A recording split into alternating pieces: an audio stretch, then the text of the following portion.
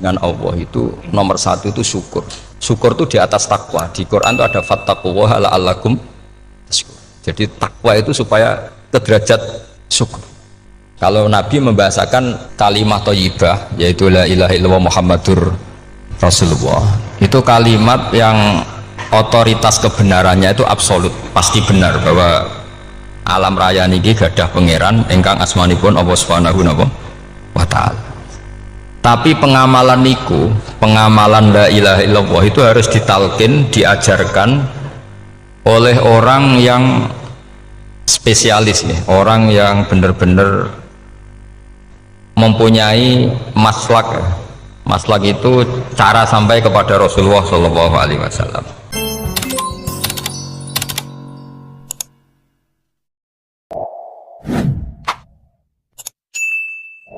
Bismillahirrahmanirrahim. Alhamdulillahirabbil alamin. Wassalatu wassalamu ala asyrafil mursalin sayyidina Muhammadin wa ala alihi washabbihi ajmain. Amma ba'du. Dengan Allah itu nomor satu itu syukur. Syukur itu di atas takwa. Di Quran itu ada fattaqullaha la'allakum tashkurun. Jadi takwa itu supaya ke derajat syukur. Kalau Nabi membahasakan kalimat thayyibah yaitu la ilaha illallah Muhammadur Rasulullah, itu kalimat yang otoritas kebenarannya itu absolut, pasti benar bahwa alam raya niki gadah pangeran ingkang asmanipun Allah Subhanahu wa taala. Tapi pengamalan niku, pengamalan la ilaha illallah itu harus ditalkin, diajarkan oleh orang yang spesialis nih, orang yang benar-benar mempunyai maslak. Maslak itu cara sampai kepada Rasulullah Shallallahu Alaihi Wasallam. Kalau tersemut ketika Mbah Mun sering ngendikan ihdinas siratal mustaqim siratal ladzina an'amta 'alaihim. Terus uniknya di surat Fatihah itu, ya Allah tunjukkan kami ke jalan yang benar. Itu bukan sirotoka jalan jenengan, tapi siratal ladzina an'amta 'alaihim. Saya masih ingat betul ketika Mbah Mun ngendikan Allah itu mboten saged ditiru. Wong Allah mboten dahar, mboten ngombe, mboten tidur. Sing saged ditiru niku nggih padha-padha manusa, sehingga disebut ihdinas siratal mustaqim siratal ladzina. Maka dalam disiplin ilmu sanad itu sampai ada kalimat ekstrim, man ta'allama bila syekhin fasyekhuhu setan. Itu tidak main-main ya. Artinya ketika orang lain menuduh dunia kiai katanya terlalu kayak kerajaan kecil, santri tidak pernah ngeritik, itu keliru. Sebetulnya memang aturan ilmu itu diantaranya untuk ilmu agama itu harus pakai apa? Sanad. Bukti ini apa? Ihdinas siratal mustaqim siratal ladzina an'amta 'alaihim. Jadi untuk mengikuti jalan Allah niku harus mengikuti jalannya orang-orang yang telah engkau beri nikmat. Telah itu artinya finish. Finish itu artinya sudah meninggal. Saya masih ingat betul kalimatnya Mbah Mun, kalau kamu ngikuti orang, kalau ingin kebenarannya permanen, yang sudah meninggal. Potongan-potongan soleh dadakan ngeten kan nggak meyakinkan. Pas ngaji gayanya kayak wong soleh, enggak mulai kumat meneh, soleh meneh, kumat meneh, itu kan nggak meyakinkan. Istighfar gini nangis, karek nonton dangdut gini nyesal. Terus apa ya, nggak jelas no? Terus gak kasil maksiat ya nyesal, gak kasil toat gitu nyesal. Itu nanti ikut partai wa akharuna atarafu bidunubihim kholatu amalan sholihah wa akharuna sayyi'ah. Jadi orang-orang zaman akhir itu nyampur aduk antara kebaikan dan keburukan. Kayak sampean sering sholat saf awal itu ya baik, tapi ya ono sombongi. Maksudnya ono sombongi kowe iku sapa wani kok ngarep. Maksudnya itu ya ribet kan. Makanya ada wali jadi wali itu karena kalau sholat itu di belakang. Alasannya aku izin mbek pangeran sawane kok ngarep. Jadi ilmu itu macam-macam. Bapak Rian sering dawuh, nak ana wong istiqomah ngimami masjid itu ya apik. Tapi nak keseringan ya perkarane ambisi mau digenti.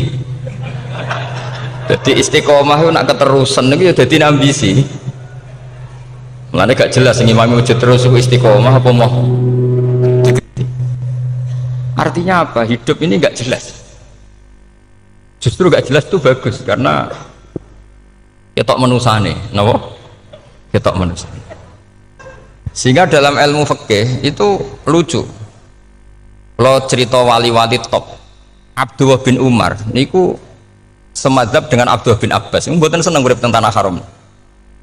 Ketika banyak ulama, banyak sahabat seneng hidup di tanah haram, alasannya sholat di tanah haram itu seperti 1000 napa? Sholat. Tapi yang dipikir beliau bukan sholatnya, maksiat di tanah haram juga lipatannya sama. Maka rumahnya Abdullah bin Umar itu pas ning perbatasan. Nak sholat mbek bojone ning tanah haram, nak tukaran metu. Jadi ono area tukaran itu dikondisikan steril. Jadi masyhur itu. Jadi beliau nak lagi mesra mbek bojone wiridan teng tanah haram, nak tukaran metu sik. Baru tukaran. Secara meyakinkan karena sehingga kita di Indonesia sebenarnya punya sisi yang luar biasa karena kita ada maksiat di tanah haram. Jadi bisa saja kita ini orang keren karena tidak pernah maksiat di tanah haram. Walaupun saya nggak tahu kaji atau umroh tambah keren karena nggak pernah maksiat di. Karena banyak juga orang yang nangis di masjid haram jebule ngenes. Kamu naki sing elek bojoku tok. Roh wong Turki wayu, wong Pakistan wayu. Bareng roh bojone elek wireng pesek. Terus nangis, ya Allah, sakmu naki sing elek kok bojoku tok. Nah, berhubung wayah haji dikira itu religius, napa? Akhirnya sing wedok gak terima, sakmono iki ganteng kabeh sing elek kowe tok. Makanya di haji itu pangeran nyindir faman faradha fihinnal hajja fala rafatha wala fusuqa wala jidala fil hajj. Itu pakai fi ku ing dalem. Jadi potensi maksiat kalau kaji itu fi. Justru pas haji itu pas potensi maksiat. Wong tenggene matof niku nggon tawaf niku. Wis masyaallah wong ayu ki pirang-pirang, wong ganteng ki pirang-pirang. Terus mari geger, mergo rebutan ngambung hajar macam-macam. Jadi pulau suwon ijtihad, dia napa ijtihad itu harus kita dengar. Jadi di antara mazhabnya ulama, termasuk Abdullah bin Abbas itu nempat di Taif. Taif itu dari Mekah 3 jam. Alasannya nggak ingin kalau terjadi apa-apa di tanah napa haram. Kita tahu Ibnu Abbas itu mengalami konflik politik dengan Abdullah bin Zubair. Itu ekstrim betul konflik berdua beliau. Akhirnya beliau milih di tanah haram. Wis tukaran-tukaran lah nak raning tanah haram. Maksudnya gremeng, mboten tukaran bacaan gremeng lah, gremeng sithik nak raning masjid haram. Artinya jangan kira orang di Indonesia terus ndak hebat, ya hebat, punya sisi nggak maksiat di tanah haram. Ya misalnya sholat kok ngarep nang masjid haram, jebule salate ya Allah sini wong. Wis kok ngarep paling afdol, jebule paling keliru coba. Mulai takbir yo keliru plus seudon. Haji Indonesia nu nak sofa walu niate rada elek. Sudah sih mau coba bismillah tau ora tau tak gua ngarep gitu. Menurut kalau yang kesekian kali ditanya gitu. Jadi niate gua ngarep kepengen ngetes sudah sih mau coba bismillah tau ora. Lha ngapain wae salat atau wae seudon. Bantah-bantahan. Aku krungu dhewe tau gua ngarep pancen ra maca. Sing gak guri ora maca tapi lonton ora caku gak ngarep ya kepengen krungu nyatane ora. Jadi gak ngarep. Terus kedua niate iku balapan ngambung hajar aswad. Jadi sholatnya gak ngarep. Sekali salam langsung melayu ngambung hajar aswad. Iku niat apik niat elek ra roh, tapi tidak semua yang di sofa walu niate baik. Tapi niat tidak baik itu kadang baik. Itu saking apikane pangeran. Kalau kenangan cerita dari Mbah Mun yang paling saya kenang itu gini. Dulu ono santri nakal. Ya jadi ora dulu tok saiki luwih akeh, tapi sawangannya cerita kan kudu dulu karena sejarah itu syaratnya harus diomongkan dulu. Jadi aku rada kecewa mbek sejarah itu dulu ono santri nakal. Saiki luwih akeh. Niku kepengen nginceng ninge mergo ning wayu. Niku dhisik jarang ning sepeda motor ngalor ngidul ning pasar Bangilan jarang. Dadi nek kepengen roh iku kudu dadi bakul banyu. Terus bakul banyu karena satu-satunya cara roh wong ayu kudu dadi bakul banyu nyamar. Jauhnya ngisine ning jero jeding. Ya kadang ya roninge rajil bapan macam-macam. Kiai ini wali tenan, bukan wali debutan, bukan wali senior, namun wali betul. Nah, sama saya jadi wali kan terus rono kuota wali, segelem ragelem jumlahnya supaya tetap ada terus diangkat nonton mawon wali. Itu bertahun-tahun. Kiai ini ngerti, seneng, mergo digratisi, dikai rego murah. Kiai ini ngerti, nah iku niate elek. Suatu saat gak ada perkembangan. Santri ini mulai gremeng karena nggak direspon, diceluk bagi ini. pentok anakku. Nggih Yai. Kowe salat ning Masjid Haram saf awal 40 dina jamaah mbok saf awal. Nggih Yai. Kok bar tak rabekno anakku. Nggih. Seneng salat. Hari pertama ya demi dapat istri, hari kedua terus. Suwe-suwe ku ku nyaman. Betapa nikmatnya sujud, nikmati rukuk terus nyaman. Saking nyamannya itu berkebutuhan sholat di saf awal. Bukan karena cewek tadi. Bareng hari ke-40 diparani mbek kiai ini. Aja mulai tak rabekno. Loh. Mboten saged, Mbah. Jare nek wis salat 40 dina tak rabek. Oh, mboten salat diterima untuk cawe tok. Mboten. Mboten. Ngenyak uang salat diterima dijoli. Jadi orang nggak bener itu kadang ya jadi bener. Jadi wali kadang daftarnya lewat bakul banyu, terus kadang rodok delok wedok sithik-sithik, tapi nak pangeran ngangkat kira kurang coro. Jadi wali can iki. Akhirnya kiai ini sing nangis. Cung gelem lecok kamu pede mantu wong. Iki gak gelem-gelem tenan. Ngenyak uang salat diterima dijoli. Wah, itu luar biasa. Terus malah ini ngaji ya, terus ngaji talqinul fikri bahwa pada akhirnya sing paling dhuwur teng hadhihi dar la ilaha illallah. Nah, saya punya cara untuk sampean supaya la ilaha illallahnya itu sah dan meyakinkan. Nah, cara hakim itu sah dan kitab yang sering dibaca Mbah Mun diantaranya untuk kalimat itu kitab Zadul Ma'ad. Iku nak nerangno la ilaha illallah niku luar biasa. Itu kitab kesayangannya Sayyid Abdul Al-Haddad. Beliau ngendikan di antara kitab kesukaan beliau selain Ihya itu kitab Zadul Ma'ad.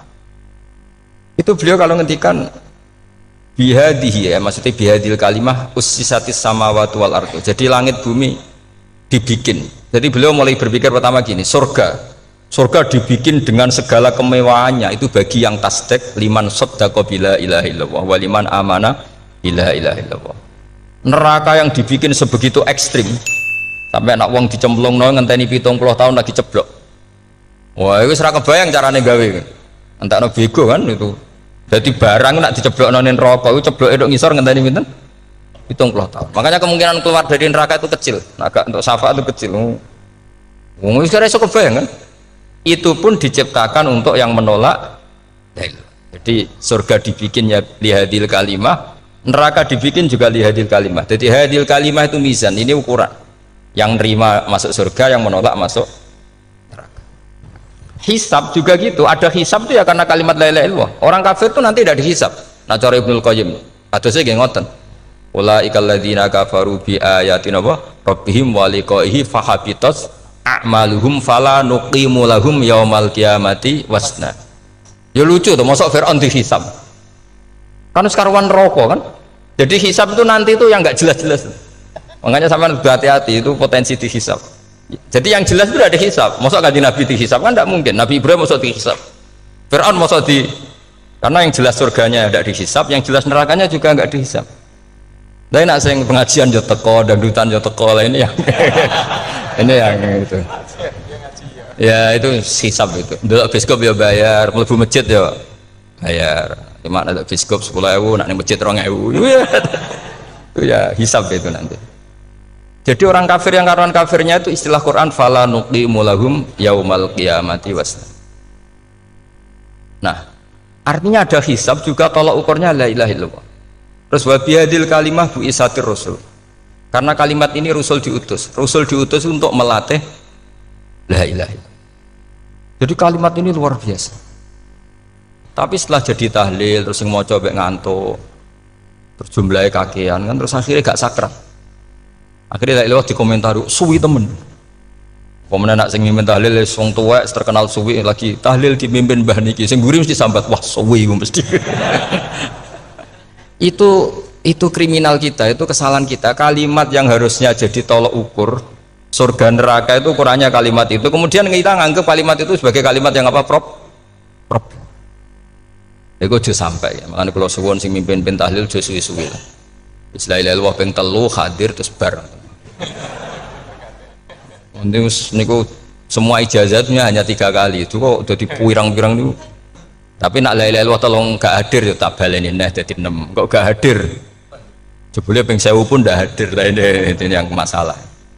Sekolah waca ndak ini supaya sampean ngerti kalimat itu menjadi kualitasnya bagus ndak itu karena cara pandang. Itu tadi kalau sampean mikir surga dibikin semewah itu dengan fasilitas bidadari secantik itu, semuanya kelas A, itu ya bagi yang menerima la ilaha illallah. Neraka dibikin se ekstrim itu juga bagi yang nolak. Jadi ini kalimat pembeda, makanya kalimat tuh hakin alaiha nahya wa alaiha namu. Wabiha atau alaiha ijazah gini usumnya usum wabiha atau alaiha tren ini gini wa alaiha atau wabiha nu pas wa alaiha enggak yang di sini umumnya alaiha nahya wa alaiha namut wa alaiha atau wabiha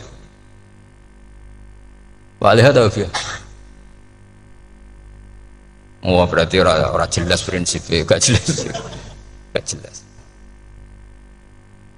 jadi kalau suwon Mbah Mun sepuh-sepuh niku fi akhiri hayati nu sering maos talqinu zikri karena memang beliau ingin di akhir hayatnya juga kita semua nanti di akhir hayatnya semuanya min ahli la ilaha illallah Muhammadur Rasul, dan itu dimulai dari sesuatu yang sangat-sangat ilmiah, yaitu tadi dimulai kenapa surga dibikin untuk sing iman la ilaha illallah. Kenapa neraka dibikin? Untuk yang menolak la ilaha illallah. Kemudian Rasul diutus untuk melatih la ilaha illallah. Nanti ada azab ya karena menolak la ilaha illallah. Ada maghfirah karena yang terima la ilaha illallah. Makanya istighfar, kalau cara oleh istihad, niku istighfar itu setelah la ilaha illallah cara kalau oleh istihad. Di beberapa Indonesia itu thariqah punya istighfar dulu baru la ilaha illallah. Tapi banyak ulama yang berpendapat dibalik. La ilaha illallah dulu baru, karena istighfar itu didengar Allah itu setelah tauhidnya benar. Ini cara madzhabnya Abul Hasan apa? Asyadili, yaitu fa'lam annahu la ilaha illallah baru wastaghfir li dzambika ai li hadil kalimah. Karena orang bisa dimaafkan itu berdasar kalimat la ilaha illallah. Misalnya begini ya. Orang kafir itu kafir terus sampai 70 tahun. Sekali melafadzkan la ilaha illallah itu yughfar lahum ma qad salaf. Jadi kullil ladzina kafaru iyantahu yughfar lahum ma qad salaf. Artinya orang kafir itu belum pernah tahlil, belum pernah istighosahan, ya belum pernah istighfar, tapi sekali melafadzkan la ilaha illallah secara sah langsung yughfar lahum maqad salah. Berarti dulu mana la ilaha illallah sama istighfar untuk kepentingan dimaafkan Allah? La ilaha illallah cara madzhab Abul Hasan Asyadili, karena alasannya wong kafir sing kafir wae tanpa istighfar asal kalimat la ilaha illallah benar langsung yughfar lahum maqad salah. Jadi cara pikirannya Abul Hasan Asyadili itu la ilaha illallah yang benar dan kamu baru istighfar, nanti insya Allah pasti dimaafkan bihaqi la ilaha illallah. Jadi fa'lam annahu la ilaha illallah baru wastaghfir li dzambika bihadil kalimah, karena sahnya istighfar setelah kalimat ini sah. Itu orang kafir yang kafir berpuluh-puluh tahun itu langsung diberi bonus sama Allah yughfar lahum ma qad salah. Nah, ukuran iyan tahu pakai apa coba?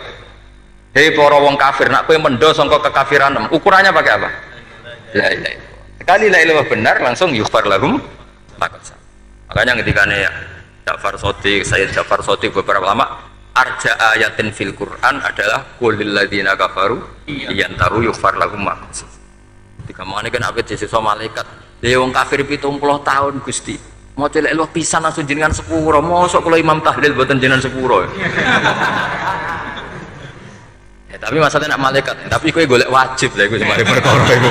Semari masalah kan. Bangsa ora ikhlas iku malah masalah.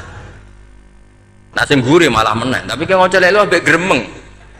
Mergo kesuwen. Lah nak kesuwen wong gremeng sing dosa sing tahlil apa sing gremeng? Sing tahlil ya melok dosa mergo kesuwen, sing gremeng dosa wong kalimat thayyibah kok digremengi. Nah, terus sing ngundang yang melok dosa pisan ribet kan? Ya ora ono fikih ngono ya ora ono. Maksudnya kalau cerita daripada rawan dosa ya mendingan la ilaha illallah sing ora grem. Carane piye? Sing mimpin ya sing fasih sing cepet. Yen insyaallah. Oh teng desa kula anggere muni tahlil ben Gus bakso nang kabeh, mesti cepet. Jamin mesti cepet. Kula ya sering ngomong, aku cepet lah luwih mati sing suwi. Mergo suwi mari dosa gremeng lho perkara. Lagi kiai kan do sungkan mek kula. Nah teng adat masyarakat kan nggih sampai Gus sampai anak kiai kan sungkan dadi kiai-kiai sing tua-tua akhirnya melok cepet. Dan ini harus diilmoni. Saya ulang lagi ya. Sebetulnya dalam Thariqah Syadziliyah itu la ilaha illallah dulu baru istighfar. Alasannya apa? Sihhatul istighfar itu ba'da sihhati la ilaha illallah. Jadi dia bawa nggih qulil ladzina kafaru iyantahu yughfar lahum ma qad salaf. Saiki intiha anil kufri, berhenti kekafiran dengan kalimat apa? La ilaha illallah. Itu langsung yughfar lahum ma qad salaf. Dan Allah ngendikan fa'alam annahu la ilaha illallah baru wastaghfir lidzam. Ai bihadil kalim. Artinya gini, bisa saja istighfar kita itu tidak didengar Allah karena tauhid kita tidak pernah benar. Mau ngelafat notok tapi tauhidnya tidak benar. Maka terus dibutuhkan latihan-latihan dari ahlul ilmi, misalnya kayak Imam Sanusi, kayak Imam Asy'ari, itu pelatihan-pelatihan la ilaha illallah dengan pemaknaan yang luar biasa. Misalnya begini, ambil saja la ilaha illallah itu dengan makna seperti ini. Tidak ada sesuatu yang maujud kecuali disebabkan oleh yang super maujud.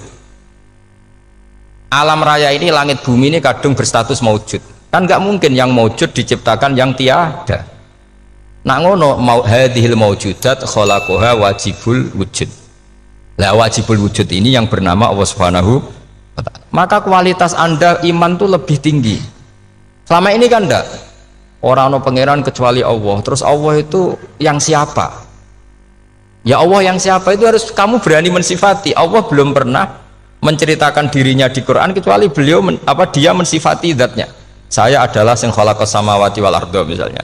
Saya adalah zat yang begini. Karena itu dengan cara itu bisa dikenali. Ya, dengan cara itu bisa dikenali. Makanya Allah itu harus kita kenali, yaitu lewat ma'rifatullah. Ibadah tertinggi adalah ma'rifatullah. Ya caranya ma'rifat tadi dimulai. Gak mungkin alam raya ini kemudian diciptakan oleh al-adam, sesuatu yang tidak ada. Pasti yang namanya maujudat diciptakan yang maujud. Karena maujud ini maujud pencipta harus super. Lah super itu bahasa Arabnya wajibul wujud. Karena pencipta harus awal. Gak mungkin Fir'aun itu Tuhan lahirnya di bumi, berarti dulu buminya ketimbang Fir'aunnya. Tuhan-Tuhan yang lain juga begitu, masa dulu buminya ketimbang Tuhannya. Makanya Allah pasti Tuhan betul karena bersifat awal, bersifat qadim. Nah kalau kamu mulai latihan gitu, iman kamu itu bil bayyinah. Dan syaratnya iman yang benar adalah bil bayyinah. Bayyinah itu jelas welo-welo. Makanya semua nabi memaklumatkan diri, qul inni ala bayyinatim mir rabbi lam yakunil ladzina kafaru min ahlil kitab wal musyrikin munfakina hatta ta'tiyahumul bayyinah. Jadi kamu harus punya otoritatif kebenaran sing sampai welo-welo itu layak balus syak wal irtiyab, sudah agak bisa ragu lagi. Nah saya khawatir kalau kita sudah tidak ngaji seperti ini, la ilaha illallah itu mau rutinitas. Pemenang nak kasiat ribet mana kan? Nak diwaca 1000 kasiat ini, nak diwaca 2000 kasiat, wah itu ngawur lagi. Saya itu kemarin ketemu banyak orang pintar lah di Jogja. Itu saya cerita, mereka tanya saya, Gus kenapa engkau jarang berdoa? Saya bilang saya itu sering berdoa, cuma mungkin Anda tidak tahu kata saya. Doa itu syaratnya harus setelah sihhatil iman, imannya itu benar. Dulu ketika Gerwani itu kampanye komunis itu gitu, anak-anak kecil disuruh memejamkan mata, ayo kamu minta permen sama Tuhan. Ternyata nggak dapat permen, suruh memejamkan mata lagi, coba minta sama bu guru, terus dikasih apa? Permen. Oh berarti yang ada bu guru bukan Tuhan. Artinya apa? Kalau umat Islam ini Islam ini kamu jual dengan doa, kemudian doa dipakai tolok ukur Islam bener apa enggak, habis kamu. Banyak orang ingin jadi Kapolri, jadi gubernur, jadi apa, ngundang orang-orang kondungo. Terus nyangoni akeh gak mandi, mesti dihujat deh. Dan sing donga yang ngerti nak ramandi, potongan wong seneng duit itu kan insya Allah ramandi lah kan kira-kira gitu. Jadi korbannya itu Islam kalau terus menerus doa yang dipakai apa? Transaksi. Maka doa itu nomor 2 atau 3, nomor 1 itu ya iman tadi, ma'rifatullah itu nomor 1. Bukan doa, karena kalau doa dijadikan nomor 1 takutnya itu dipakai ukuran. Makanya ketika orang kafir minta sama Nabi, minta itu ya bahasa Arabnya doa. Untuk mengubah Mekah jadi begini, untuk mengubah Mekah jadi makmur, jadi ada sungainya, roh. Nabi gak mau. Padahal Nabi kalau doa pasti mustajab apa enggak? Tapi andikan itu diturutin, maka ukuran iman selalu pakai doa. Dan itu bahaya jangka panjang, karena Nabi pirsa pengganti beliau-beliau kamu-kamu yang nanti doanya tidak mandi, itu bahaya, itu tidak prospek cara hitung-hitungan. Iya nak zaman Nabi donga mesti mati. Nak ketika era sampean dia nak kiai tenan Pak, kalau donga ana sugih, nak ora sugih kira kiai kan ribet. Mungkin dhewe kiai ora sugih kan ribet kan. Maka kita sebagai ulama itu punya hitung-hitungan. Nah, beda dengan pakai ma'rifatullah. Misalnya begini, ini contoh paling gampang. Orang kafir itu dulu mengukur kebenaran Muhammad, mereka tentu manggilnya Muhammad. Muhammad, kalau kamu mengklaim bahwa orang mati bisa hidup lagi, coba mbah-mbah kamu yang sudah mati bangunkan. Kalau bisa berarti kamu benar, kalau ndak ya ndak. Pertanyaannya itu yang faktu bi abaina in kuntum apa? Sodikin. Pertanyaannya, ngukur kebenaran dengan cara itu yang bikin standar siapa? Nah, Nabi itu sempat terdesak karena itu dipakai ukuran. Tapi kalau pakai ilmu mantek, jawabannya lebih gampang. Ngukur kebenaran dengan cara itu versi siapa? Versi saya. Kamu benar itu kalau bisa membangkitkan orang mati. Terus dari Nabi, ya kalau versi kamu ya kamu yang membangkitkan, nanti ditanya bareng-bareng. Loh, ini kan kita seperti itu kan, kita sering. Artinya apa? Islam ini yang bisa mengawal hanya ilmu. Doa itu nomor 2, yang bisa mengawal Islam hanya fa'lam, harus ilmu annahu la ilaha illallah. Ketika orang kafir lo tanya, Muhammad kalau kamu Rasul betul, fasayir jibala Makkah, jibalu Mekah kamu jalankan kemudian jadi emas. Dan orang-orang yang mati bangkitkan, kemudian kita tanya, adinuka hakun amla, agamamu benar apa enggak? Nabi andikan minta kira-kira dituruti Allah apa enggak? Pasti dituruti. Tapi masalahnya, masa menunggu itu? Masa Allah menjadi Tuhan nunggu itu? Allah selalu Tuhan, baik orang percaya atau tidak. Makanya Allah tidak mau nuruti, karena itu jadi problem jangka panjang. Iya, kalau Nabi mustajab doanya, terus era umatnya seperti ini. Sing kiai ini bendino dalail ora mesti mandi dongane. Wis sing tirakat lah ora mesti mandi dongane. Nak bab donga niku wis padha wae lah. Misalnya mesti mandi, nak wong waras mesti dinggo donga husnul khotimah, ora dinggo golek sugih, itu mesti amatir. Nah masalahnya nak dinggo husnul khotimah bagi mereka yang kedonyan ya gak ngefek, dianggap tidak prospek. Panjang kan? Makanya itu pinternya Nabi, nomor 1 itu al ilmu, fa'lam annahu la ilaha illallah. Lagi wastaghfir li dzambi. Jadi kalau suwon, kenapa ini cerita Mbah Mun, kenapa akhir-akhir beliau sering talqinu zikri, sering melatih zikir, itu sirinya diantaranya bahwa kalimat ini harus menjadi kalimat super, kalimat sing alaiha nahya wa alaiha namut wa alaiha nub'ats, atau wabiha nub'ats insyaallah ta'ala minal amin.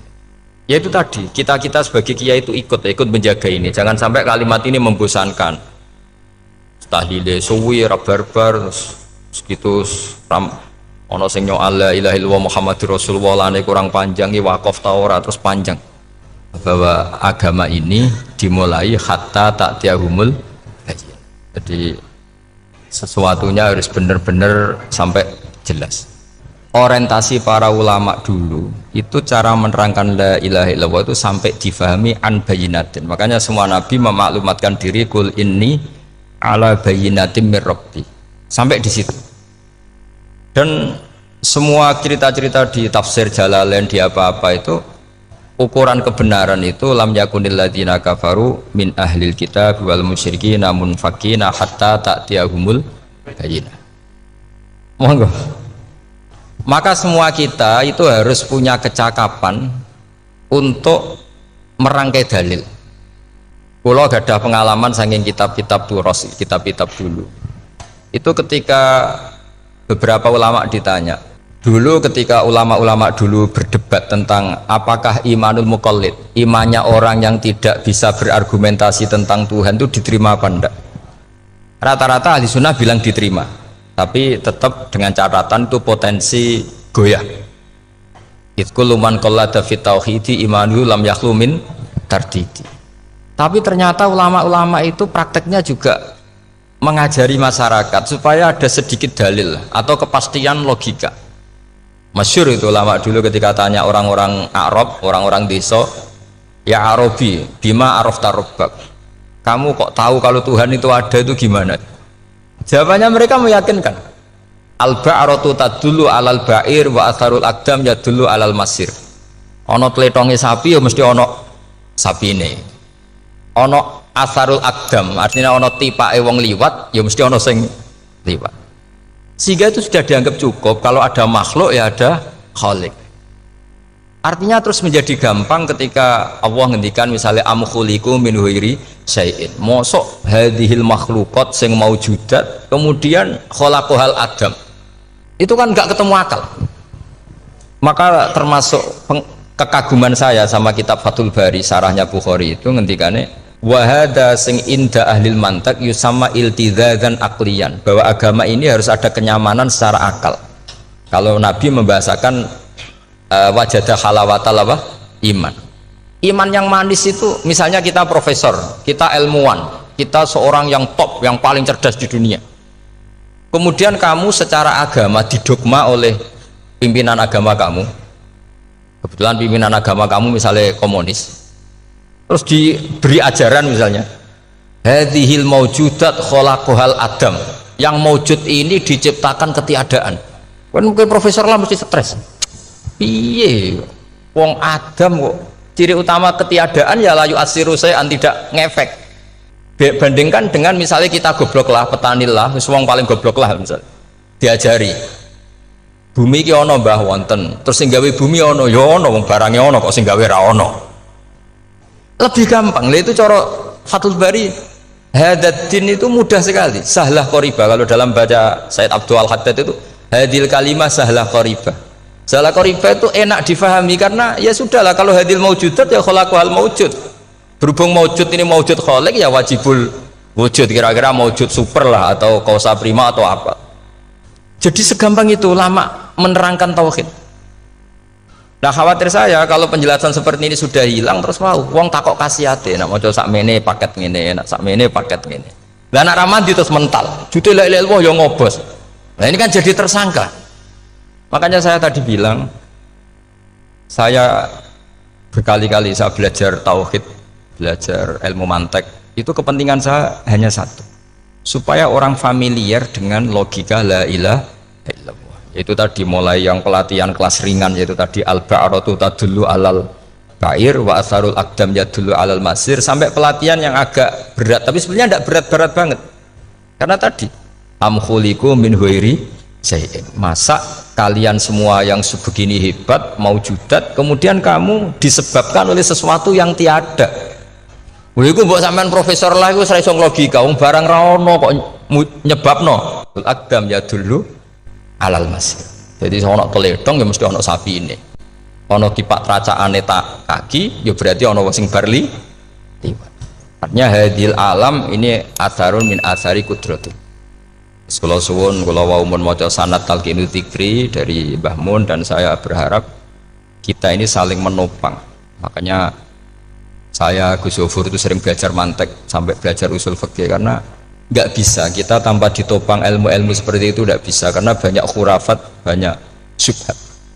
Termasuk penumpang paling gampang adalah Anda berislam secara senang, secara ceria, supaya tidak kepikiran nyuwun sewu pindah agama atau pindah ke yang macam-macam. Makanya diantara rumusnya Islam itu raditu billahi robba. Raditu itu puas, sampai cari di kamus, ridho itu puas, marem. Ojo mbok maca di pangeran Allah pah-pah. Makanya kalau berharap jenengan jangan sering berdoa, nanti gampang kecewa, karena potensi tidak mandinya lebih tinggi gitu loh. Jadi pokoknya seneng pangeran. Pangeran ku sapa sing gawe langit bumi, sing ngekek oksigen ora usah bayar, sing aku elek lah ya payu rabi. Nyifati pangeran sing wis terjadi, ora usah bayangno.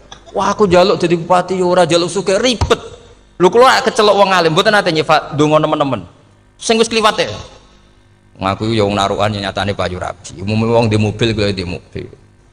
Umume wong bingung ya sering melok bingung. Sudahlah sudah. Lho kok sampean kok ora top ya coba. Wong melarat sekolah ya ora tamat, yo tetep oleh menghirup napa oksigen. Presiden seneng dadi presiden, kowe ngopi untuk utangan ya wis semeneng. Semula ra diusir bojo ya wis seneng. Sebenarnya seneng itu gampang. Mbok yo nyifati pangeran sing wis gampang-gampang lah kayak di Quran itu nyifati Allah itu soal alhamdulillah alladzi atamani wa saqoni aku melarat lah nyatane kelar mangan. Ya sudah yang gampang-gampang. Lah sampean ndak kakian donga ben sugih. Kula bolak-balik cerita kula nanti dilani wong elek. Rayu elek sowan kula. Kula kenangan terbaik saya dadi kiai gini. Gus kula dongakno dadi sugih. Tenane, Mbak? Nggih, tak critakno. Nak bojomu iku sugih. Sing pertama ditata apa? Omah Gus ya, omah ditata. Suwe-suwe mobil ditata Alfa. Terakhir sing dievaluasi ku sampeyan. Omah wis apik, mobil wis apik, sing elek apa? Bojo mesti sampean kena evaluasi. Iku wis mesti ya. Akhirnya Srasito. Jadi kula nu nate bully tiyang terbaik lah. Kenangan saya terbaik jadi kiai ini gini niku. Akhirnya iya Gus. Kan enggak mungkin omah suwapi, mobil suwapi. Coba yang kamu evaluasi apa tuh? Mulai artinya sudah lah, tidak usah kepengen itu dikurangi lah. Hubungan kita dengan Allah itu mensifati itu insya Allah pasti lebih indah. Ya misalnya kita Islam ya alhamdulillahilladzi hadana li hadza ma kunna linahtadiya laula. Sudah, tapi sekali sampean mikir, Ustaz wangi Islam yo mesti mlebu swarga. Oh, mesti kena was-wase setan tak jamin. Ustaz wangi salat yo mesti swarga. Tapi nak sampean alhamdulillahilladzi ja'alana minas sajidin wasyakirin aman. Maka alhamdulillah itu kalimat paling keren. Makanya da'wahum fiha subhanakallahumma wa tahiyyatuhum fiha salam wa akhiru da'wahum alhamdulillahirabbil alamin. Jadi pokoke ngoten. Sore pura usah kakek jaluk. Karena potensi ndak mandi itu tinggi. Sampean ndak kutub, ndak ahdal, ndak abdal, ndak apa saja. Wis donga wis umume wong-wong lah. Dunia hasanah fil akhirati hasanah wa qina adzabannar. Hasanah wa fi artine pokoke hasanah. Pokoke hasanah fil akhirati ya hasanah. Senara iso hasanah ya rabi itu jenenge hasanah pokoke sementing. Karena kula niku pengalaman dadi kiai, suwanger wong kok kakean donga mesti kakean ngeluh. Ya karena potensinya ndak mandi. Jajal sampean ndonga apa jajal? Selama ini kan njuk mapan yo ora tau mapan. Njuk sugih yo prakus, wis diparingi cara pangeran wis maringi jebule sampean ingin lebih. Makanya saya mohon sekali, jadi hubungan dengan Allah itu nomor satu itu syukur. Syukur itu di atas takwa. Di Quran itu ada fattaqullaha la'allakum tashkurun. Jadi takwa itu supaya ke derajat syukur. Karena tadilah cobalah dilatih. Saya pernah ngecek orang yang sekarang dugem menikmati maksiat dengan orang yang takwa mensyukuri tidak maksiat, itu nikmatnya itu masih tinggi nikmatnya orang yang syukur karena berhasil meninggalkan maksiat. Makanya kamu yang syukur bengi-bengi seradi duit ning kamar wudu bariku ngelamun jujuk esok yes alhamdulillah gak maksiat. Kira usah bayangno terus tahajud qiyamul lail iku para habaib para ulama itu kira ramakome lah seperti itu. Terus ramakome tangi turu seradian tempiring itu alhamdulillah sing gampang-gampang ya. Dan itu memang ajarannya Nabi. Jadi Nabi itu kalau bikin ajaran itu orang sing asbaha aminan fi sirbi sesuatu mu'afan fi badani indahu kutu yaumi faka'an nama khizat lahu dunya bi hadafiriha. Jadi Nabi bayangkan mirip man asbaha aminan fi sirbi ngontrak ya ora diusir sing di omah, kumpul mertua ya ora diusir mertua, kumpul bojo ra diusir bojo, aminan fi sirbis, mu'afan fi jasadis, urip nak guyu do banter wis bengak-bengok. Indahu kutu yaumi dina iku iso mangan. Iku fakaan nama khizat lahu dunya bi khadafiri. Anggap ae kowe itu sak donya. Lha wong paling sugih gawe kolam renang paling 100 meter persegi. Kowe ndelok laut renang sak kapoke. Pokoke urip sing gampang itu. Kok senengane repot to? Senengane repot. Pokoknya kalau aku pengen itu jenengan syukur lah. Pokoknya gimana ini pokoknya ini kampanye syukur lah. Pokoknya karena tadi coba yang biasa dungo-dungo itu dikurangi lah. Syukurnya dulu yang lo sampai tak arani. Doa yang mandi itu dimulai apa? Asana Allah. Tinggi mana doa dengan syukur? Syukur. Nabi itu kalau berdoa itu nyifati Allah panjang sekali. Alhamdulillah hamdan katsiran terus wa hamdan wa fi ni'amahu wa yukafi mazida ya rabbana lakal hamdu kama yanbaghi li jalali wajhika azimi sultanik la nuhsi sana'an 'alaika anta kama athnai ta'ala nafsik antal muqaddim wa antal muakhir. Wus panjang. Sampean kan gak muqaddimah suwidi Dongane sing tuh wis gak dia 13 wis. Kalau kan sering mau ikhya itu kalau muji pangeran itu sampai lupa Imam Ghazali saking panjangnya. Sama delok donga-dongane Nabi itu kalau muji Allah itu panjang sekali dongane sithik nak jenengan mukadimah alhamdulillahirabbil alamin nabi angob pas donga ya Allah ya Rabbana temenan blas gak dia tiga itu. Jadi saya mohon sekali pokoknya agama ini harus bifarohin wasururin kalau donga yang paling kalau kenang sama yang Mbah Mun gini us farihi namuna amin pokoknya kita itu pokoknya senang makanya kalau suwun lah pokoknya beragama terus seneng rodi itu bila roba rodi itu kalau anak maknanya marem lah marem di pangeran Allah itu marem atau Sayyidina Ali lah kafani izzan antakuna li robban wa kafani fakhran an akuna laka abdan pun gustin tek bangga kula dadi manusa mergo pangerane jenengan cara di pangeran Fir'aun kan yo ribet wae wis mati tenggelam dadi ton terus wa kafani fakhran an akuna laka abdan kula nu seneng banget mergo dadi kawulane jenengan. Misalnya jadi kaulane presiden jadi iso coplok, kaulane menteri kadang ketangkep KPK, kaulane musuga kadang bangkrut, ribet kan? Makanya beliau ngendikan kafani izan antakuna li robban wa kafani fakhron an akuna laka apa abdan. Terus ini kalau rati provokatif lah, semergi zaman akhir sampai pandemi ngeten ora syukur ribet. Setelah saya jadi kiai dan penelitian, saya itu berkali-kali didatangi dokter, tentara, juga polisi.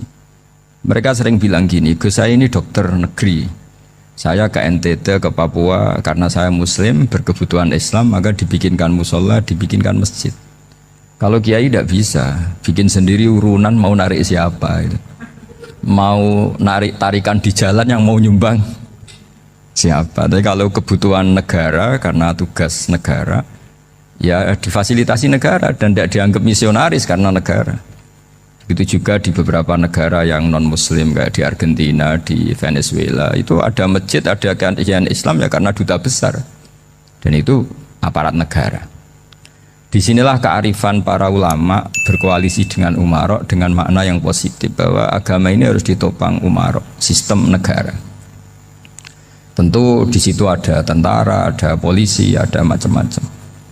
Kita sebagai kiai juga nggak berdaya di depan para bandar narkoba apa-apa kalau nggak ada BNN. Kita mau apa dengan korupsi kalau tidak ada KPK? Sehingga kearifan para guru-guru kita, mulai Mbah Maimun, bapak saya sendiri, NU, Muhammadiyah, semua ormas-ormas Islam itu pasti maulah kerjasama. Karena kita siapa ya? Kalau tidak kerjasama. Dan di antara pesan Rasulullah SAW adalah yaduwahi ma'al jamaah. Jadi apa ya kebersamaan itu sudah berkah. Fa inna yaduwahi ma'al jamaah. Jadi berkah. Lalu kenapa saya kalau ngaji bawa kitab? Ini agak sebetulnya itu lazim. Lazim itu suatu yang harus. Tapi karena kelamaan mubalek itu tidak pakai kitab. Seakan-akan bawa kitab itu yang aneh. Sebenarnya aneh mereka. Karena begini logika simpelnya ya. Umat Nabi ini berhak dapat apa coba? Berhak dapat warisan yang paling luhur, paling hebat, paling jernih. Apa itu Quran dan hadis? Pertanyaannya siapa yang paling punya hak otoritatif untuk menerangkan Quran hadis? Ulama. Ulama yang mana ya? Yang kapabel yang sudah diakui dunia kayak Imam Ghazali, Imam Bukhari, Imam Syafi'i. Artinya kalau kita tidak pakai materi itu ulama mendapat pikiran kita, bukan mendapat pikiran mereka. Saya ulang lagi, kalau kita tidak pakai materi yang otentik, yang orisinil, umat ini mendapat pikiran kita, bukan pikiran mereka. Maka saya berusaha supaya teman-teman atau semua umat Islam dapat pikiran-pikirannya Imam Ghazali, pikiran-pikiran Imam Bukhari, pikiran-pikiran Abul Qasim Al-Junaidi, kejernian-kejernian Abu Yazid Al-Bustami. Kejernihan itu diantaranya adalah misalnya makalah yang menurut saya itu makalah yang super. Jadi untuk ngadepi krisis karena COVID atau karena apalah. Itu lama dulu sederhana sekali. Beliau-beliau punya rumus yang mungkin jarang didengungkan orang, tapi saya akan kampanye rumus ini. Al-istighna, hakikatul istighna, itu adalah al-istighna anis syai' labihi. Jadi pemenuhan kebutuhan yang sebenarnya adalah kita berusaha menghindari sebanyak mungkin kebutuhan yang sekunder, yang enggak penting. Bukan memenuhi semua yang kita inginkan. Jadi misalnya begini ya, kalau kita lapar, itu keinginan kita itu makan enak apa asal makan? Tentu jawabannya asal makan yang sehat. Tapi kalau nuruti nafsu kita, makannya yang enak, teman makan ya enak, terus di warung yang favorit. Ini kan satu kebodohan. Kenapa untuk makan saja butuh definisi sekian banyak? Yang kita harus kecewa, warung favoritnya bisa sudah tutup, atau kita ke sana harus macet, ribet. Yang benar-benar arif dan bijaksana itu adalah al-istighna anisya. Sesuatu yang tidak mendesak itu jangan jadikan kebutuhan. Sehingga kalau kita puasa misalnya, semua makanan itu enak karena kita sangat lapar. Sehingga Abul Qasim Al-Junaidi ketika ditanya, ma'idamu to'am, lauk makanan itu apa? Jawabannya lucu, alju, lapar. Kalau kamu lapar ya semuanya enak. Ini sudah mulai hilang. Kita bilang makan enak itu ya sate, ya gulai, ya pizza yang kita senang. Akhirnya apa? Untuk nikmatnya Allah itu kita jadi ribet. Apalagi yang orang-orang fasik harus ditemani perempuan yang tidak halal misalnya, atau harus ada ajudan, ribet. Nah pertanyaannya, orang yang ribet sama yang nggak ribet itu pinter mana? Pinter yang nggak ribet. Nah ini kearifan-kearifan yang mulai hilang. Lalu siapa yang bisa mewarisi itu? Ya ulama. Jadi ulama itu cara berpikir sebenarnya simple. Makanya mereka sering kalau tahajud itu, di antara makalah Sayyidina Ali paling terkenal dan yang menjadikan beliau punya derajat yang luar biasa itu adalah kafani izzan antakuna li robban wa kafani fakhron an akuna laka abdan. Ya Allah, saya ini sudah begitu mulia, begitu terhormat dan sangat-sangat terhormat karena yang menjadi Tuhan itu Engkau. Jadi rumus pertama itu karena menjadi Tuhan itu Engkau. Hanya Tuhan yang abadi, Tuhan yang pertama, artinya Tuhan yang al-awwal. Coba ya Allah, kalau saya ini punya Tuhan Fir'aun, punya Tuhan mati jadi tontonan lagi, itu kerennya di mana coba? Andaikan kita punya Tuhan Fir'aun, atau punya Tuhan yang asal usulnya manusia, apapun hebatnya manusia itu, kita punya Tuhan manusia itu.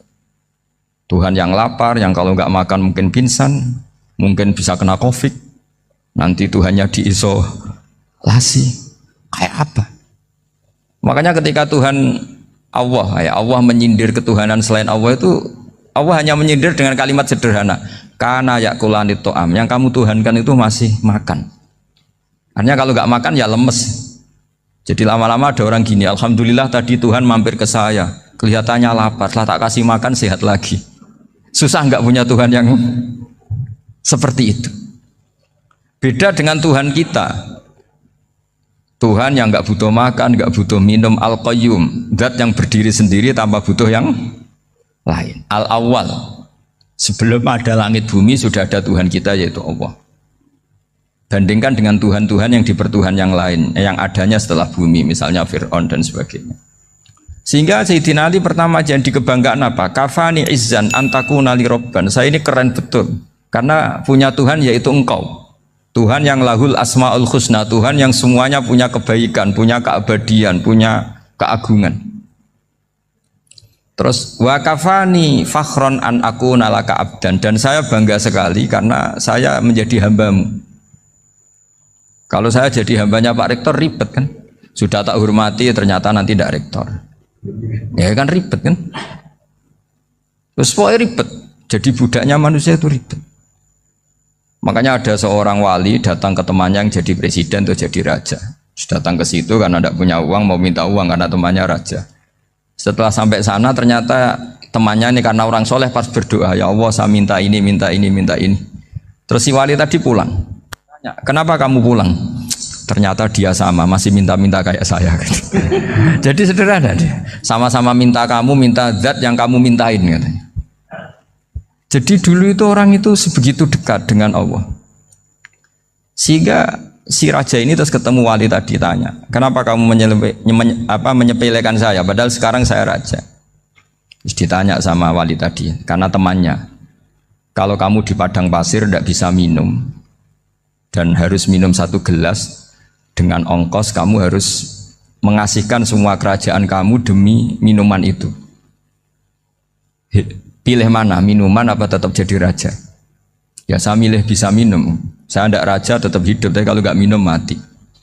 Bagaimana Anda bangga dengan satu kerajaan sing la yusawi kak samain, yang tidak sama dengan segelas air. Jadi artinya terus mereka melihat jadi raja itu ya biasa, jadi presiden biasa, jadi rektor biasa, karena mereka biasa berlogika hakikatul izzah itu ya taqarrub ila Allah, yang benar-benar terhormat itu ya dekat dengan Allah. Begitu seterusnya mereka bikin paradok-paradok yang aneh, tapi itu menjadi pelajaran. Bapak saya Ki Nur Salim itu senang baca anekdot Nasiruddin Koja. Itu kalau bikin orang-orang aneh, itu dia datang ke satu pesta, pakai baju lusuh, pakai sarung lusuh atau celana lusuh, sama Sohibul Bait yang punya acara dibiarin. Setelah dibiarin dia pulang pakai jas, pakai dasi, pokoknya keren. Dihormatin, pakai alpat, pokoknya dihormatin. Silahkan. Pas dia disuruh minum, minumannya itu disokkan saja ke sakunya. Jas, kamu harus minum yang banyak, karena kamu yang dihormati, bukan saya. Terus makanannya semuanya diletakkan di saku, ada yang apa, ayo kamu makan yang banyak. Alpatnya juga gitu, dikasih sate apa, ayo kamu makan yang banyak. Mereka tidak melihat saya, melihat kamu. Akhirnya orang satu pesta itu istighfar semua, berarti kita ini salah. Terus dia pidato, kenapa kamu uang gitu? Tadi saya datang, orangnya sama. Gara-gara beda pakaian, penghormatannya beda. Berarti yang berhak dapat makanan ini jasa ya, bukan saya. Betapa naifnya kita sebagai orang. Ternyata kita masih hormat sesuatu yang seperti itu, yang atribut lah. Jadi orang-orang sufi itu orang yang bisa menertawakan dunia. Akhirnya ya, pertama dia dianggap orang gila, masa jas dikasih makan, dikasih minum. Tapi secara fikih dia benar, haram dia makan. Karena pas dia datang dibiarin, setelah pakai jas dikasih makan. Berarti hakikat yang dapat rezeki siapa? Jasnya apa orangnya? Jasnya apa orangnya? Jasnya. Jadi itu orang-orang sufi, kearifan orang-orang dulu itu bisa ngelola hal-hal yang keseharian menjadi luar biasa. Ada seorang wali melihat istrinya makan satu piring, anaknya makan satu piring. Ditanya, kalian kenyang? Wah, kenyang sekali. Melihat anaknya minum kopi satu cingkir, senang. Kalian senang sekali. Wah, kalau senang dengan hal-hal yang murah bisa, ngapain harus senang dengan hal-hal yang mewah? Bodoh sekali saya. Sehingga terus mereka bisa qanaah. Qanaah itu ya hidup itu simpel, sederhana.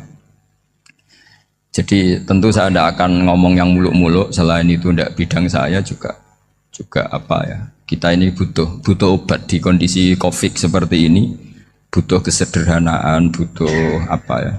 Istighna tadi, kita harus istighna billah an ghairillah. Jadi sudah cukup bahwa Allah ini segalanya.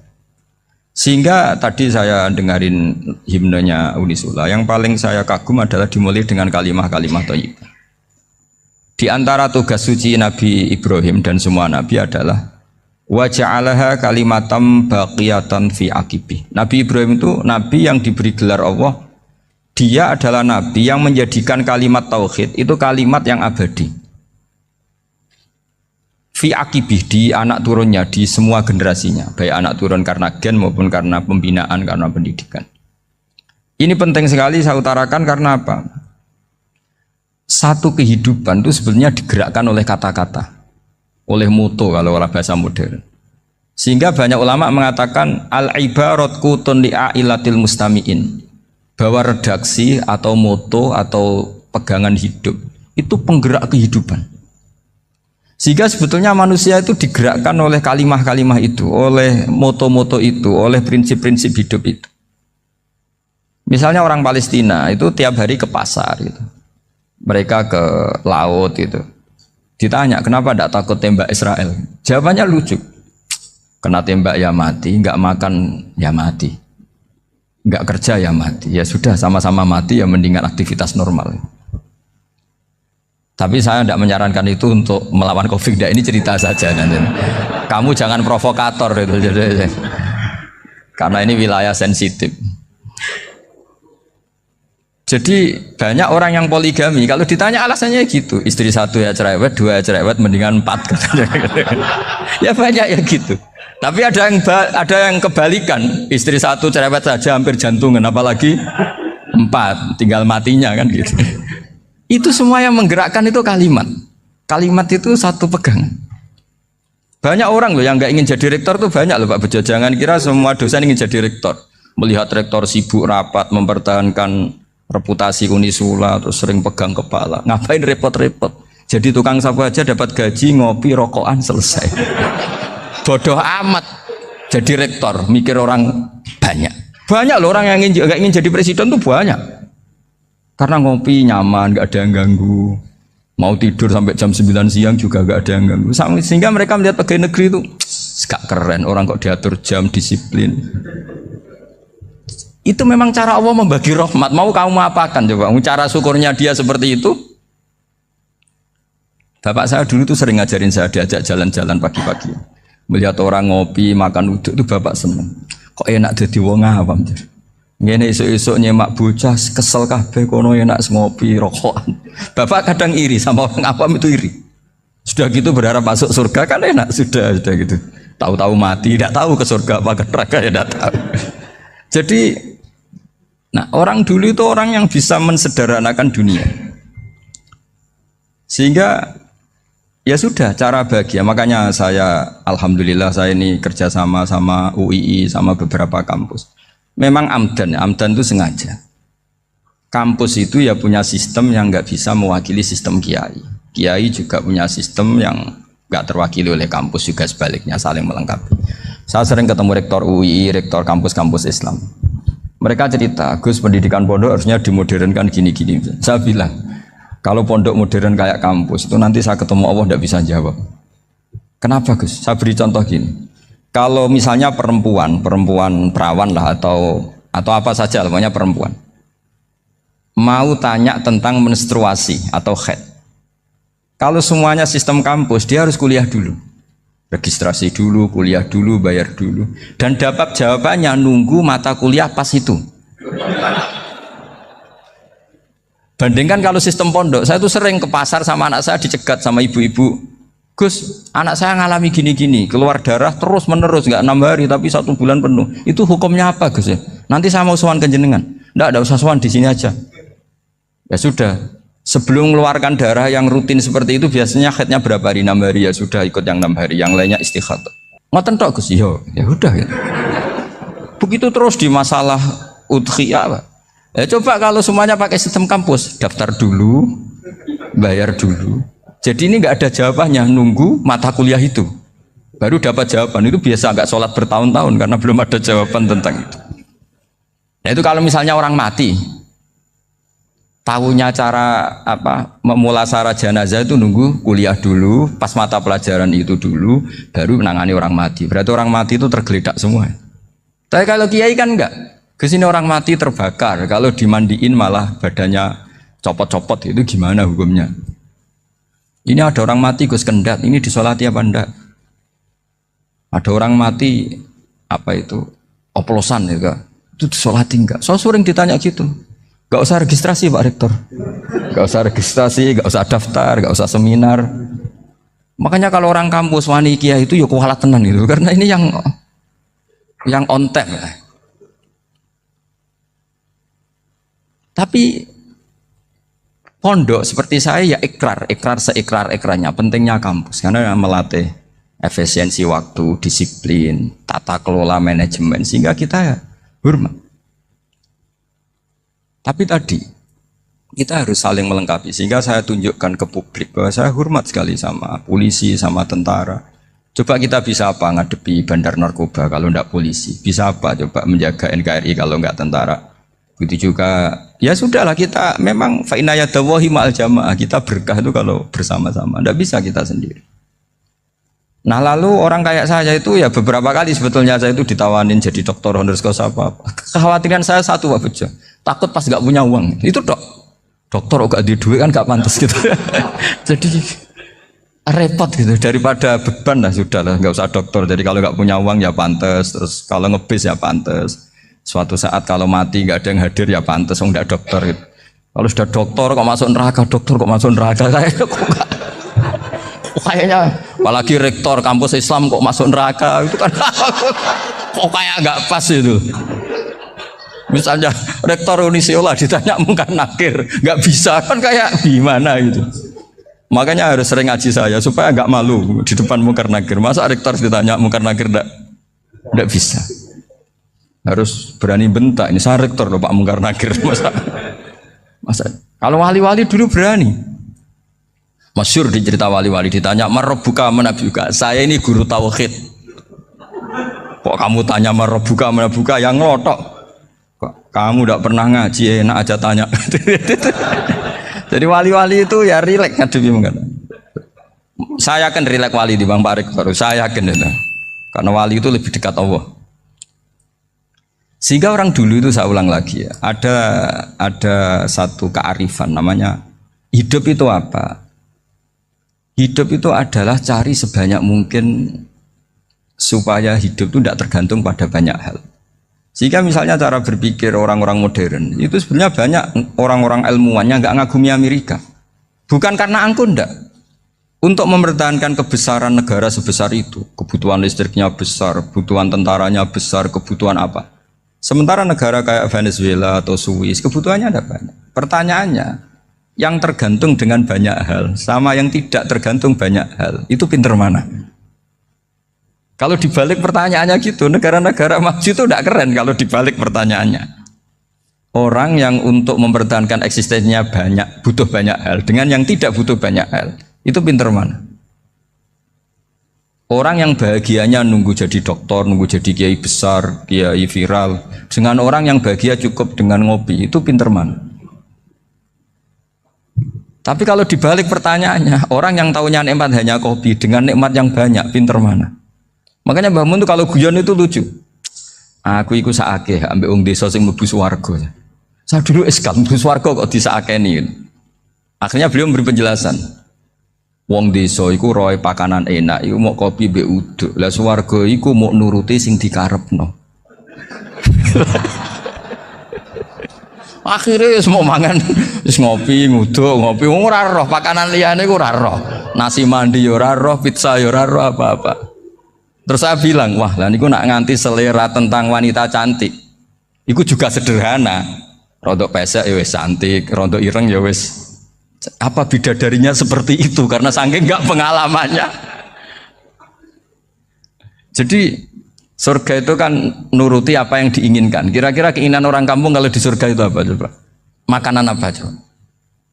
Ya nak senengnya ketemel gemblong itu. Artinya malaikat lebih suka nangani surganya orang-orang kampung di Bang Pak Rektor. Ini sudah ribet ini. Makanan apa saja sudah dicoba ya. Terus kalau di mall tahu orang macam-macam, seleranya macam-macam pasti. Enak mana kalau sampean jadi malaikat pelayan surga? Suka ngelayani orang kampung apa yang orang kota? Orang kampung kan. Jadi ya itu guyon ya, guyon tapi itu menjadi pikiran kita bahwa orang yang banyak kebutuhan itu sebetulnya banyak kebodohannya karena menggantungkan kebahagiaannya dengan banyak hal. Makanya Imam Syafi'i ngendikan istighna itu apa? Al istighna anisya'i. Yang dikatakan kecukupan adalah berusaha sebanyak mungkin banyak hal tidak kamu butuhkan. Bukan memenuhi semua kebutuhan kamu karena nafsu kamu ini tidak ada batasnya gitu. Kalau kamu penuhin nggak akan selesai. Itu ada perempuan yang kurang cantik itu minta doa saya, Gus doain suami saya kaya, terus tak guyonin, terus nggak minta. Kalau suami kamu kaya, yang pertama dirubah itu apa? Rumah Gus, supaya rumah saya bagus. Kedua apa? Mobil, supaya mobil saya bagus. Nanti yang dievaluasi itu kamu. Mobil bagus, Alphard, rumah mewah, istrinya kamu pasti itu dievaluasi. Langsung nggak usah sudah gini aja kan. Jadi pertama yang dievaluasi itu kaya itu coba kalau suami kaya itu yang dievaluasi pertama rumah ya, rumah ganti. Setelah itu apa? Mobil. Kira-kira berikutnya akhirnya harus bagus nggak jadi. Nabi Ibrahim itu pernah minta umur panjang. Keren umur panjang. Sama Allah nggak dijawab. Datang orang tua gitu mertamu ke Nabi Ibrahim.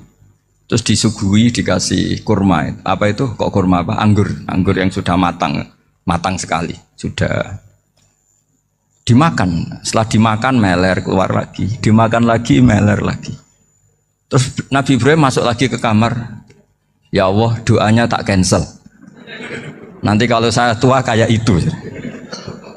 Jadi Allah itu nggak jawab langsung tapi ngirimkan itu. Akhirnya ya Allah nggak jadi. Nanti takut itu. Saya pernah ngalami jadi kiai tadi, ada ibu-ibu ya kurang ya nggak pati cantik lah. Suaminya tuh miskin sekali. Minta doa saya supaya kaya. Bareng tak kasih pertimbangan itu udah nggak usah nggak jadi. Jadi itu kearifan. Tapi kearifan ini harus kita tanamkan. Saya nggak bisa membayangkan Indonesia yang besar ini, andai kan tidak ada qanaah, nerimo ing pantum. Coba sekarang ada Covid. Andai kan Indonesia tuh kayak Perancis. Saya beberapa kali punya tamu orang yang hidup lama di Perancis, bahkan dapat istri orang Perancis. Itu dulu nggak begitu mencintai Indonesia. Tapi setelah di Perancis 2 tahun, wah Indonesia hebat.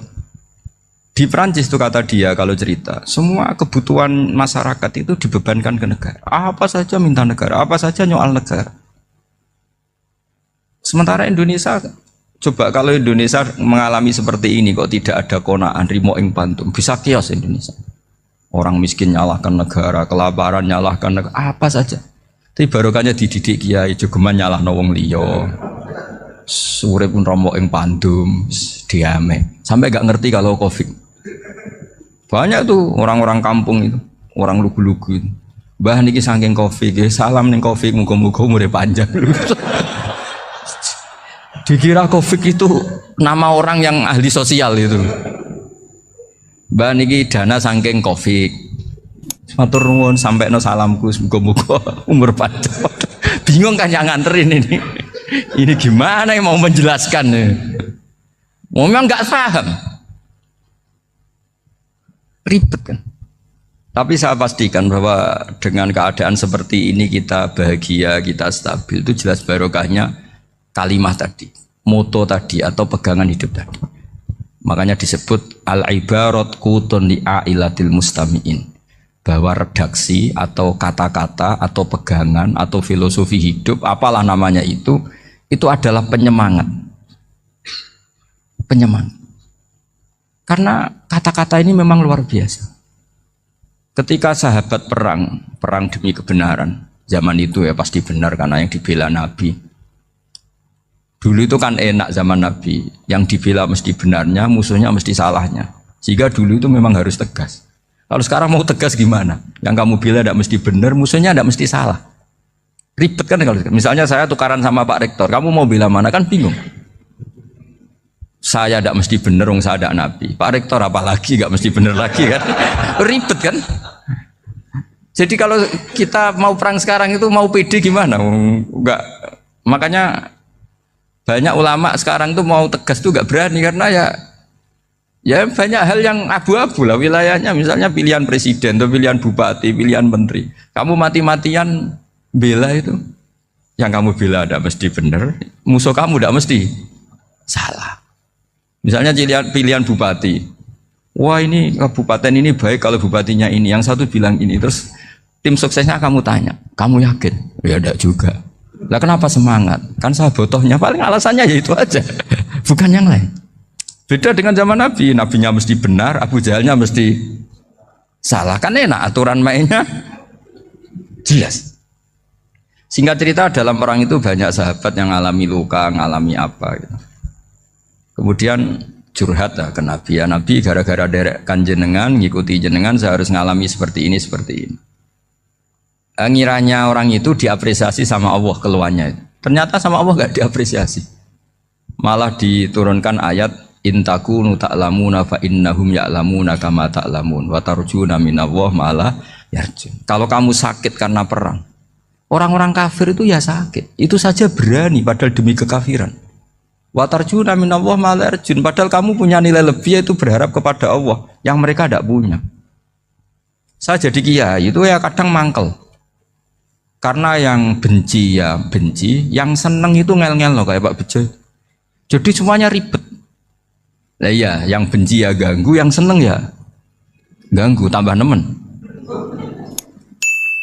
Seribet. Tapi kalau sudah ingat bandar narkoba, mereka berhadapan dengan polisi, kadang ditembak karena kesalahannya terlalu fatal.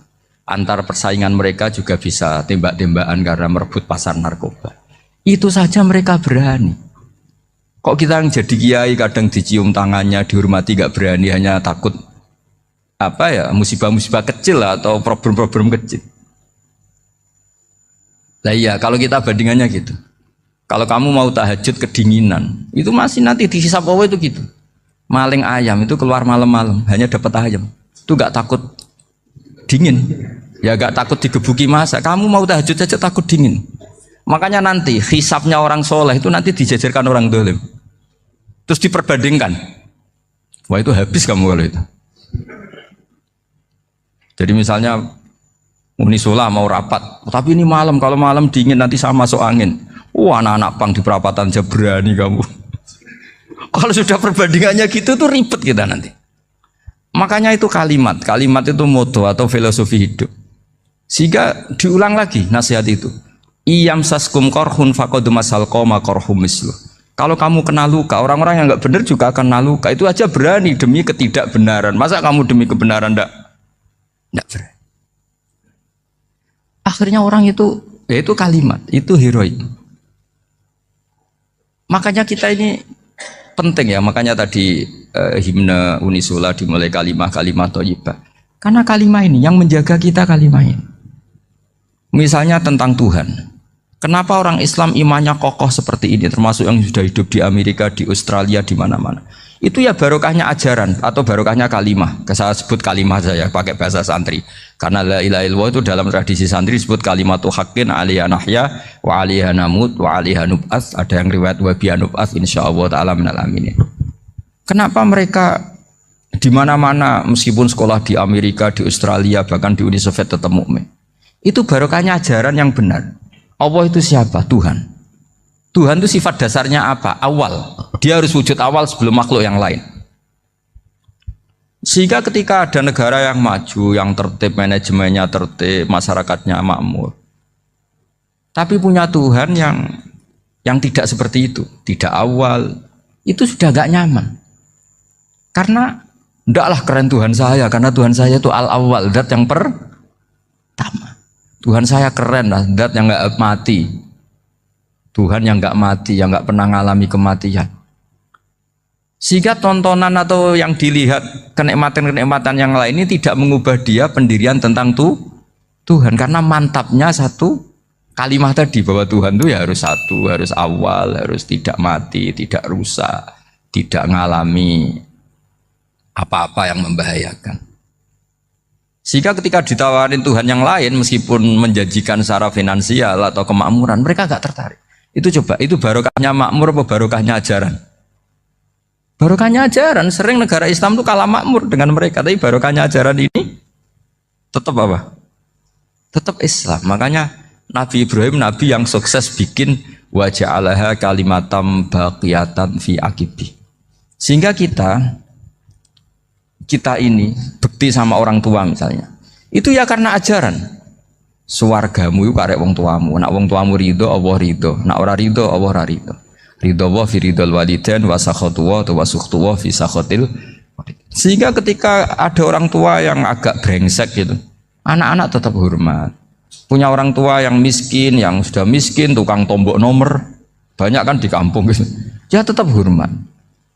Coba kalau dari awal kita ngajari orang tua kamu hormati ya, kalau baik, kalau tidak usah. Bisa geger Indonesia. Tapi barokahnya ajaran-ajaran itu Indonesia tertib karena ada ajaran. Nah ini di sini pesantren dan Unisula semua harus berkontribusi membuat ajaran yang benar itu adalah ciri utama Islam. Sehingga Islam ini dimulai dengan ajaran kalimatu haqqin alaiha nahya wa alaiha namut. Sehingga kita tenang seperti ini. Saya ini termasuk kiai yang tenang. Meskipun kata orang banyak saya ini kiai besar, tapi termasuk kiai yang paling tenang. Termasuk yang paling tenang. Karena saya ini pakai mazhab orang-orang hebat. Saya berkali-kali cerita, orang kayak Imam Syafi'i itu orang yang luar biasa. Saya berkali-kali cerita, orang yang tadi nyium tangan kamu ya Imam Syafi'i, di belakang tuh ngerasani kamu, menghujat kamu. Jawabannya enak saja. Berarti saya alhamdulillah orang yang wibawa. Buktinya di depan saya nggak berani. Jadi enteng saja. Diceritain sebagian kampung, sebagian separuh dari warga kamu itu nggak suka kamu. Ya bagus lah nggak suka saya, nggak akan utang duit saya. Di mana-mana orang utang itu karena teman dekat. Kalau nggak seneng pasti minimal nggak utang, nggak pinjam mobil, nggak pinjam apa. Berkah mana yang seneng sama yang gede? Jadi dianggap enteng saja. Semua yang dialamin dianggap enteng saja. Misalnya punya istri pemarah, ya baguslah marahin suami. Kalau marahin tonggo malah ribet. Jadi kamu harus terima kasih kalau dimarahin istri. Baguslah marahin saya mah, kalau marahin tonggo ribet. Jadi enteng saja.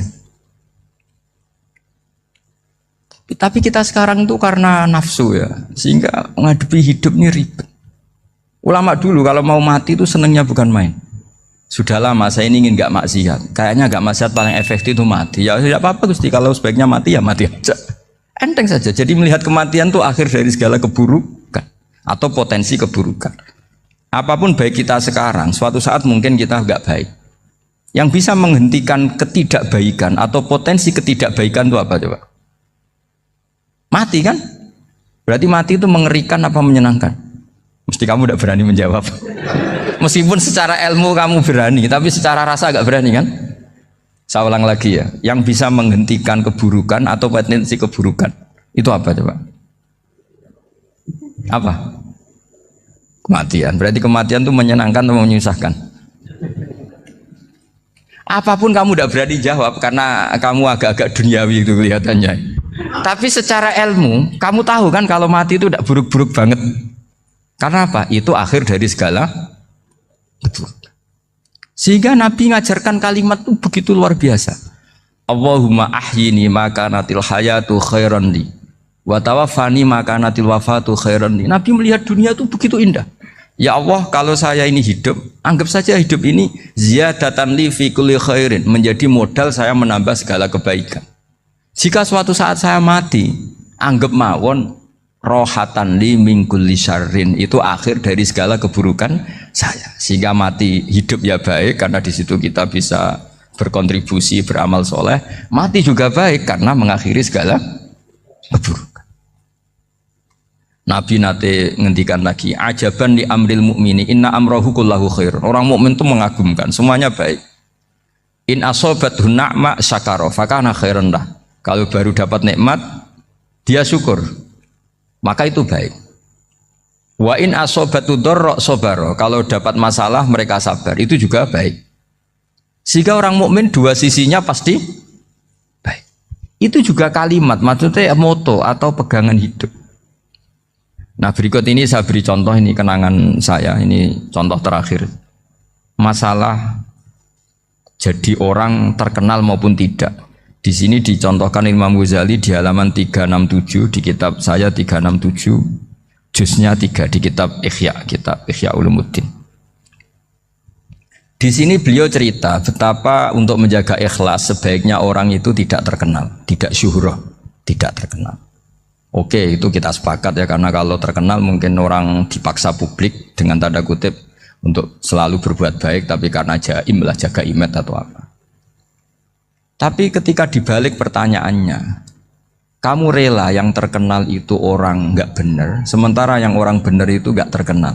Lalu masyarakat tahunya yang tidak benar. Kalau pertanyaannya dibalik gitu, orang baik wajib terkenal enggak? Kalau pertanyaannya dibalik seperti itu. Dokter yang benar tidak terkenal, yang malpraktek terkenal. Kamu ingin kondisi seperti itu? Gak ingin kan?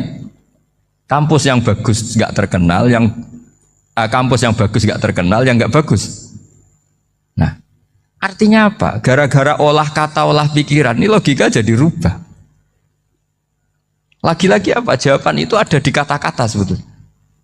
Makanya bab-bab seperti ini tidak usahlah kita berdebat, berpolemik. Sebaiknya orang itu humul, menutup diri, apa sebaiknya orang terkenal, itu nggak perlu seperti itu.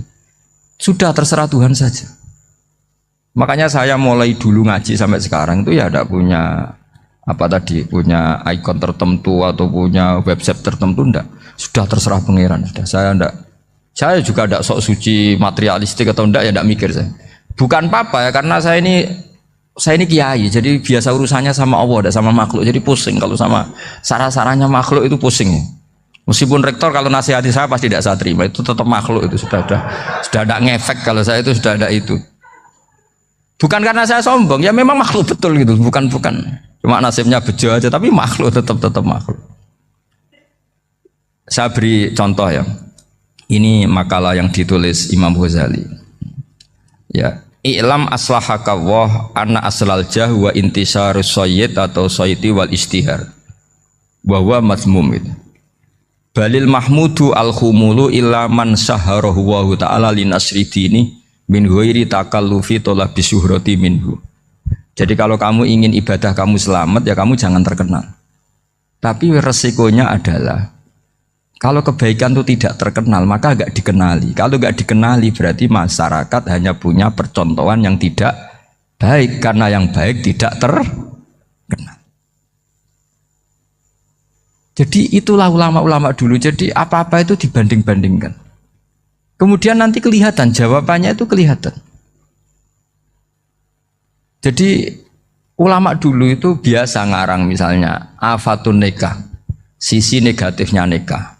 Harus ngurmat istri, harus macam-macam, kalau terlantar itu ya dosa. Seperti tadi Pak Marsudi cerita, kalau orang ngapalkan Quran itu takut lupa, kalau lupa itu jadi dosa.